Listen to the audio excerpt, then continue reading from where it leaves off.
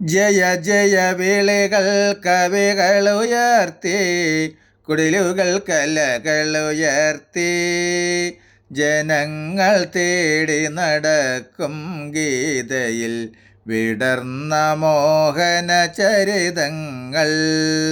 ഹരിപത്മസുനങ്ങളെ ഹരിപത്മസുനങ്ങളെ ഹരിപത്മസുനങ്ങളെ. നമസ്തേ.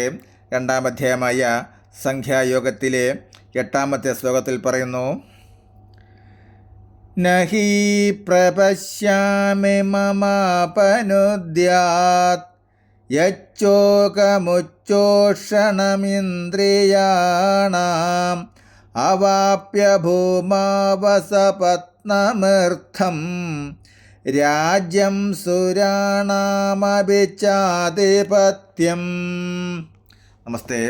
8ാമത്തെ ശ്ലോകത്തിൽ പറയുന്നു: എൻ്റെ ഇന്ദ്രിയങ്ങളെ വരട്ടുന്ന ഈ ദുഃഖത്തെ ഇല്ലാതാക്കുവാൻ ഞാനൊരു ഉപായവും കാണുന്നില്ല.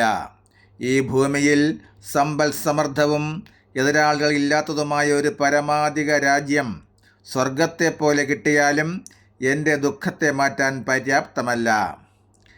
ജനനം, മരണം, രോഗം, വാർദ്ധക്യം, ഭൗതിക ജീവിത സംബന്ധികളായ പ്രശ്നങ്ങൾ ദാനധർമ്മം കൊണ്ടോ സാമ്പത്തിക അഭിവൃദ്ധി കൊണ്ടോ പരിഹരിക്കാൻ കഴിയുന്നതല്ല. ധനാഭിവൃദ്ധി നേടിയതും ജീവിത സൗകര്യങ്ങൾ ധാരാളമുള്ളതുമായ ധാരാളം രാജ്യങ്ങൾ ഈ ഭൂമുഖത്തിലുണ്ട്.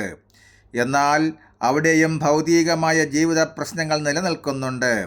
മനുഷ്യർ സമാധാനത്തിനു വേണ്ടി വിവിധ മാർഗങ്ങൾ തേടി അലയുകയാണ്.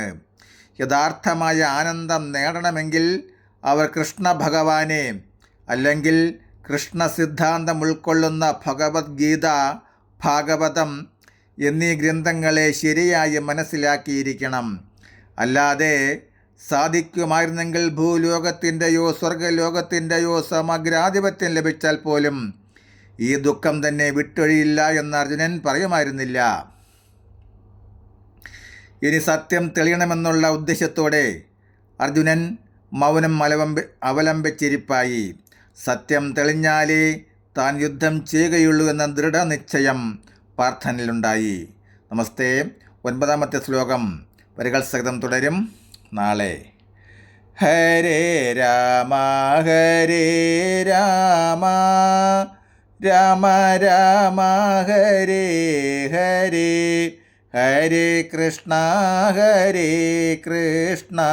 കൃഷ്ണ